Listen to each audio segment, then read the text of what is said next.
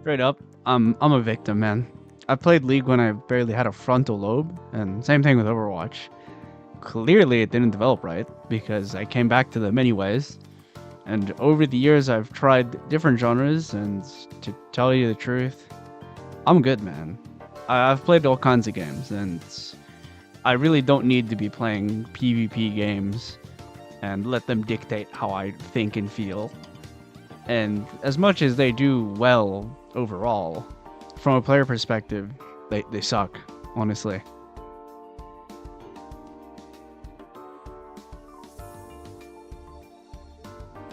It's a bit hard to explain my bitterness to PvP games without it being game specific. But what does ring true for most of them is the sheer amount of information you just have to know before and while playing the game. Stuff like farming, ultimate timers, counter swapping, and other soft and hard skills to have for a competitive baseline, but also just for a level of enjoyment. And the flip side is also the same, where I'm either spinning a million plates and the moment one of them tilts the wrong way, I just magically lose the game, or it's actually someone else's fault that I'm magically losing the game. And or we are all standing in a line and I'm watching health bars go up and down, and no one's either dying and nothing's really changing. From a games design perspective, honestly, your agency is stripped from you so fast that you just get frustrated really, really quickly. And even if you start getting into a winning position, you just continue to, be really frustrated. Especially if you're playing with other people. It's not like someone's positivity can change you, especially if a lot of the personalities are very similar. You just end up pissing each other off, or unanimously being pissed at somebody for some reason. Getting a little more specific, I think the character designs and balance is such a hot topic that I can't ever avoid it. It's literally intertwined with how you view the game and how you end up walking into it. The more games you play, the more similarities you find between them, where things are very much derivative of each other, often in worse ways than better. Let's take Widowmaker. Let's add a traditionally low health, low mobility sniper to a game where the point is to seldom be stationary, meaning she isn't able to hold the angles she normally would in something like attack shooter, where the tiniest little adjustment of a pixel is enough to kill somebody. Because that should be expected of people to consider in a PvP game. Or take the entire concept of MMO roles in a hero shooter. It's less egregious in a MOBA because it stems from a similar system. The core issue at hand really is that both classes don't mesh well with actual human beings as enemies.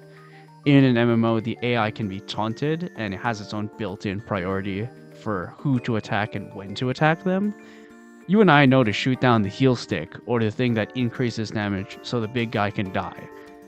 So then the solution as a games designer and, as design as a whole, so we don't avoid the big dudes, is you give them kill pressure, so you make them threatening to all of the players.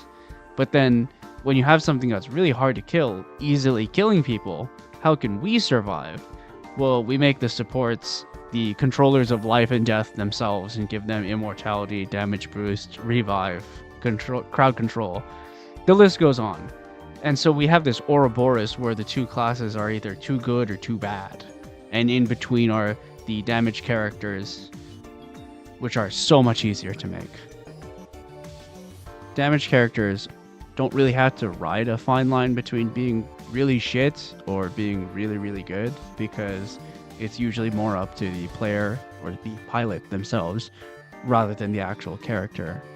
It's why most rosters end up having so many characters classified as damage dealers, because it's just so easy to do. There are only so many different ways you can design a heal, a shield, before you have to add something really crazy that you just want to avoid having to balance around. So then that's why damage becomes a very unique and diversified class, because you can end up doing some wacky shit and no one's really going to notice. It's also why it's really popular.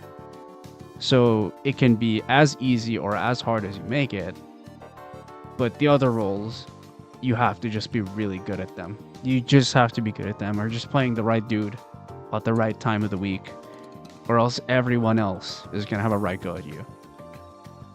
Sure, you can complain about a dude not really getting as many kills, but as a support, you can actively stop the other guy doing damage. Then you should be more accountable, right? I mean, it's pretty frustrating just thinking about it now, which is why I can't really deal with PvP games anymore. It also really lacks the satisfaction of winning, or even just beating someone in general. I mean, just look back at if you ever have a long session with your friends, or you end up queuing into like a few games just to pass the time, and ask yourself if you're really having fun, or if you should have just been like, sitting around and talking, or picked a different game, or if you're just doing it to just pass the time and have something to do. Considering the biggest PvP games, they are free to play and capitalize on your attachment to characters or referencing things you like. There are only really 2 games at fault for this, but it's just really shallow. It's just really shallow to do the remember this guy or thing and we put it in a game you don't like. It's like, Jesus, man, the world right now, what have we come to?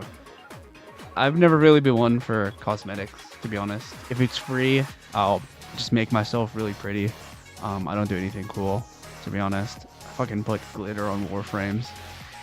But 90% of the time for a PvP game, the cosmetics are just so out of touch with the game's ethos, and it's just really obnoxious. Like, I'm already having a horrible time, and you mean to tell me someone paid like $20 so they can rub it in my face when they kill me? It's also just an overall community thing where people fight over how many skins people are getting, or because they're catering to this group of people, and it's just more toxicity to the cesspool. Like, I remember Valorant having these guns that you can level up with money, by the way. And all these characters were pretty cool. They should have had like this Overwatch effect where they all had like different backgrounds and abilities. But somehow they've given everyone the same personality and the same skin that you level up. When you kill the last dude, everyone in the map just has to know that you did it with this like obnoxious visual effect and all this nonsense. Like, seriously, man, just put me in the next round, dude. Get me out of this. Get me out of this. Fucking game is a prison. And that's before I even get to like extraction shooters or the games that you actually have to pay for before getting into it.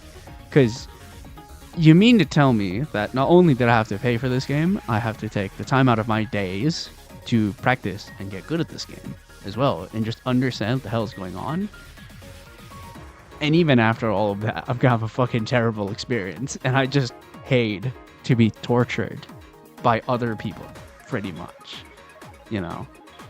So I'm good, I'll keep my money and I'll keep my joy.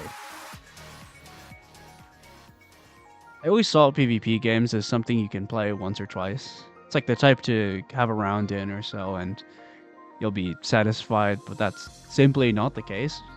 Losing feels awful.